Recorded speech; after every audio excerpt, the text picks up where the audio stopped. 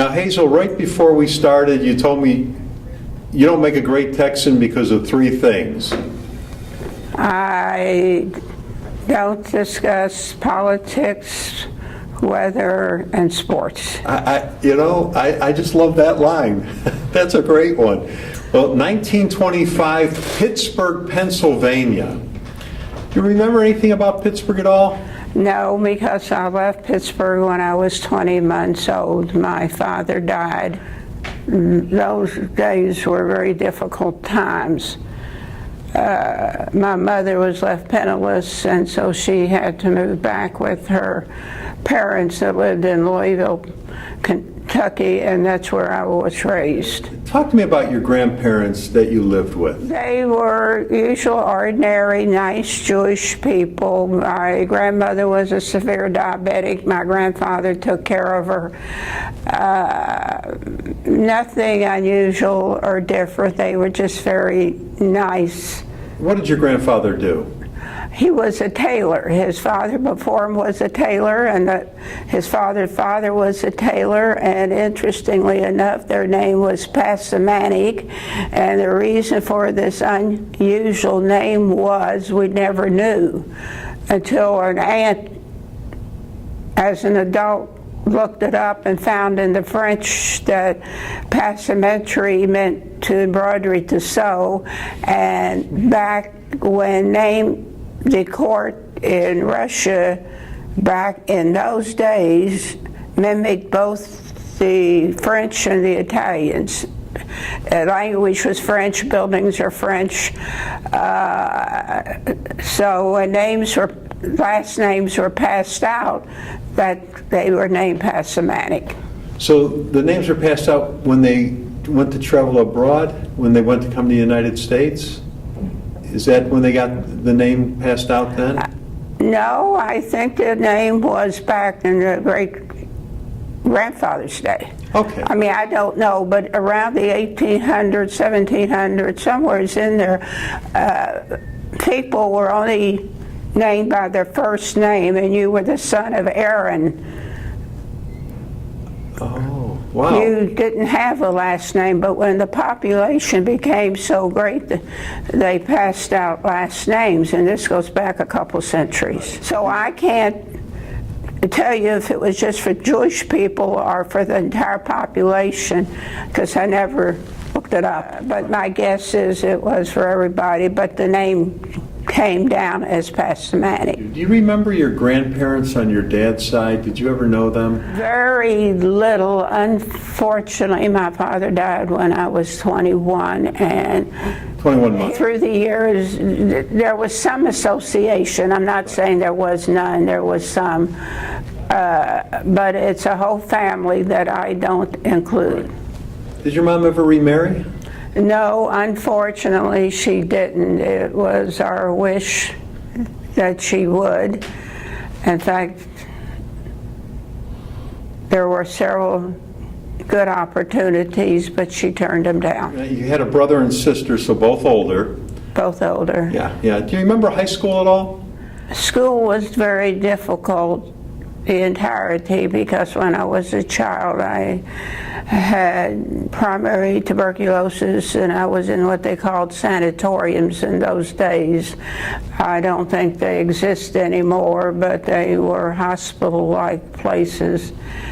And I was there for 4 years, and so I never went to the second, third, or fourth grades.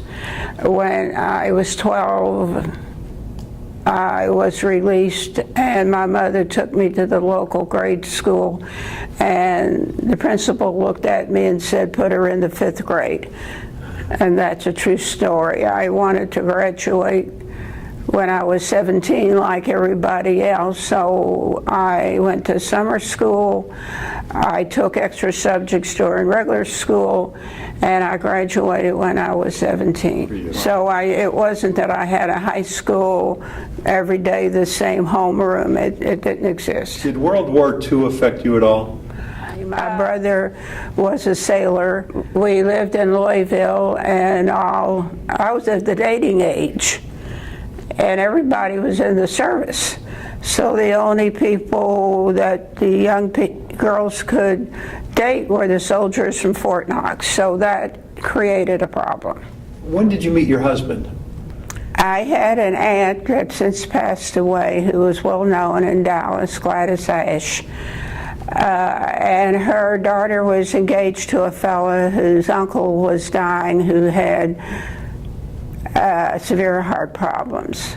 And that I was doing private nursing at that time. I was a registered nurse.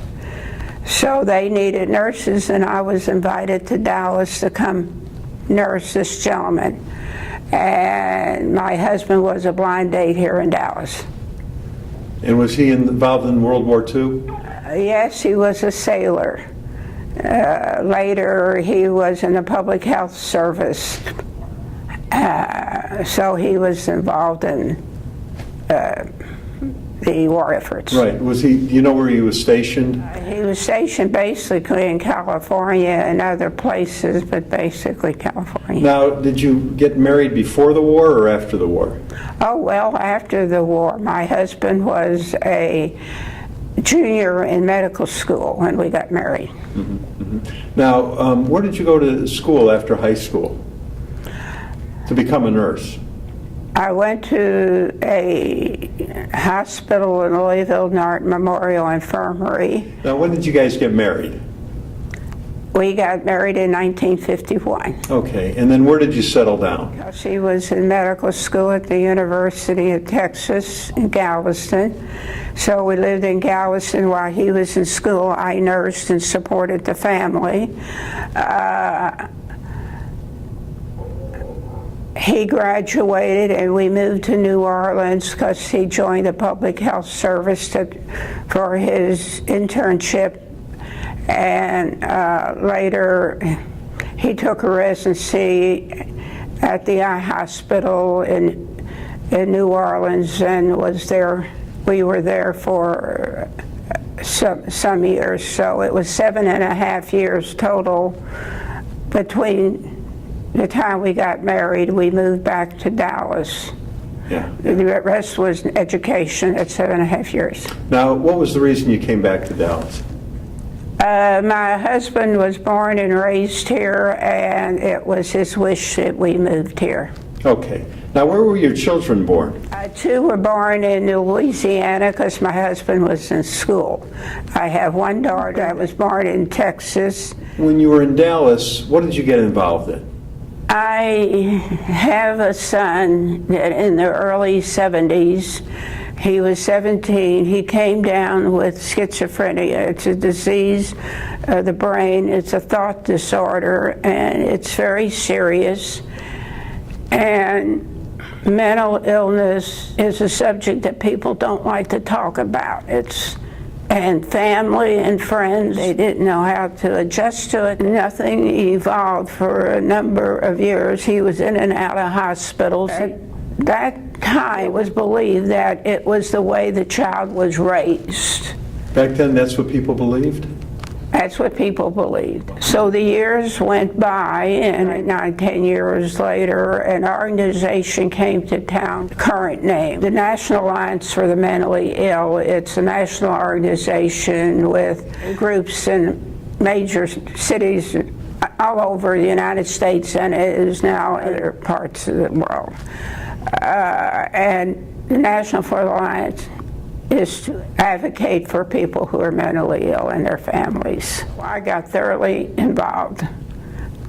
No matter what it was, I was a piece of it. I was on the original boards of Dallas NAMI, calling it by its initial Dallas NAMI.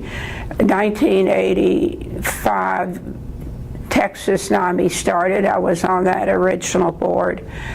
And I'd go down to Dallas County Courthouse and advocate for police protection and housing, and you name it, I was down there. It got so that all the commissioners knew me by my first name. Were you the first person in Dallas to get involved in this organization? I claim to be. I can't prove it, but I claim to be because from the 1980s, maybe early 90s, there were a lot of what they called forums where people would come down either from the feds, the state, or local, and would invite people to come speak for 5 minutes. And there was one advertised in the paper. I got there at 9 o'clock, and people had gotten there by 8 o'clock and signed in, so my name was pretty far down the list. I sat there all day from 9 o'clock till 5 o'clock and listened to everybody talk about all the physical problems they were having, from wheelchair to blindness to you name it. People got up and spoke about their problems. I got up like 5 minutes of 5 and spoke about mental illness and listened to the last 2 or 3 speakers, and I was the only person in that room that spoke about mental illness. One on the panel came over and shook my hand and says, "You keep up the good work, young lady."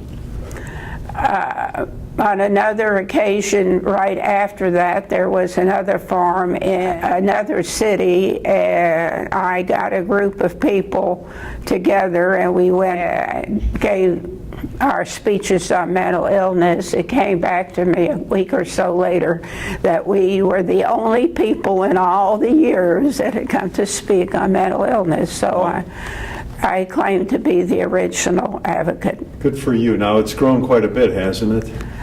It's grown tremendously over the years. There's been a reasonable amount of acceptance, and people have found out that we're there, and I have a few items that I'm very proud of. One is I wanted to raise money for people who are mentally ill, but they live on the streets because of their illness. Right. And there is nothing at the bottom. I wanted to raise money for these people, so I said, how can I do it? And I said, I don't want to send out a letter of solicitation because from the front door to the garbage can is a short distance. So I said, I want to make it humorous. People will laugh at it. And I gave the money to various agencies that supported mentally ill people with their promise the money would be used for the street people that are mentally ill that come in off the street and get services from them. And this last year was my 25th year. Wow. So I decided to close it out with good feelings for having done it. And I have found another resource that will continue the project. Yeah. I started it, I thought it up, I did it, I oversaw it, the whole 9 yards. My son is medium high level. He has his own apartment, he has a part-time job, and he gets along in the world. You look back with a sense of satisfaction of what you've accomplished? As parents, we took care of him. We have always accepted the responsibility of seeing to his welfare. What did Jerome do for a living? Jerome is a retired ophthalmologist. He had a very active practice. He has now a part-time job. He goes down to public health service and he audits charts for people claiming benefits, and he loves his part-time job. Most of the people that belong to our organization are Caucasians, and I wanted to start a NAMI for the Afro-Americans. I knew that I couldn't do it. I personally couldn't do it. So I found a nice young Afro-American, and he and I started an Afro-American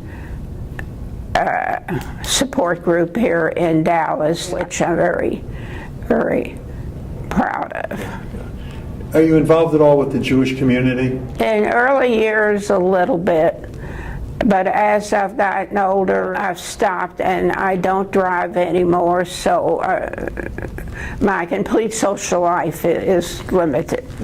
What was the happiest time in your life? Well, I have a happy marriage. I think doing my NAMI work was There were some years I'd spend 20, 30 hours a week just doing NAMI stuff. I didn't have to work for a living, and I spent all those years.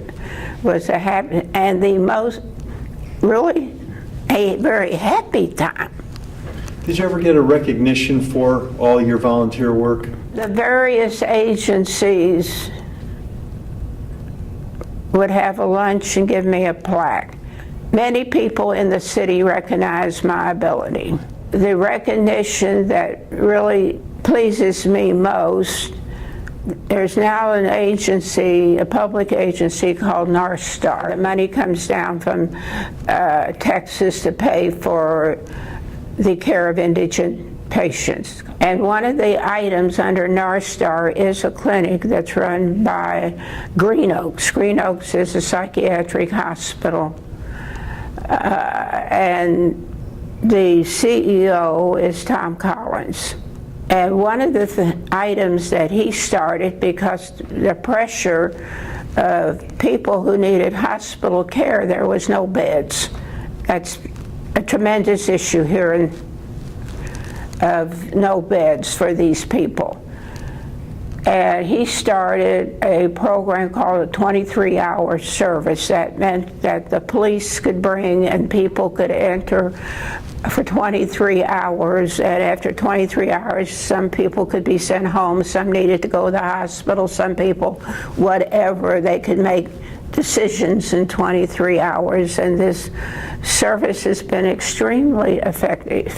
Well, there was a judge. He decided that a private hospital could not run a charity program, and he was going to close it down. So a group of people went to Commissioner's Court to complain that this was going to be closed down by this gentleman.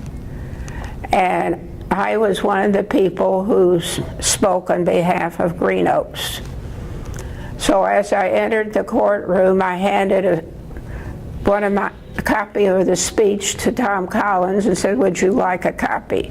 And I proceeded on my turn to get up and make the speech. The next day, he presents me with a present. I open it up, and it is a large gold leaf and a note that he wrote. And the note says that this is the highest award that he gives any of his employees, and that he had been noticing my efforts through the years and thanked me. It was the moment of my life. I had it framed, and it sits in my hallway. You and Jerome had 3 children, you have 3 grandkids, 3 great-grandkids, and you spent almost your entire adult life giving back to the community, working with mental health. So what advice does great-grandma want to leave for the next generation? My attitude is, by my manner of living and what I have done, if they want to see it, if they want to copy it, but you don't lecture to today's young people, period. Lead by example. You did a great job today. Thank you for sharing all this. Well, thank you.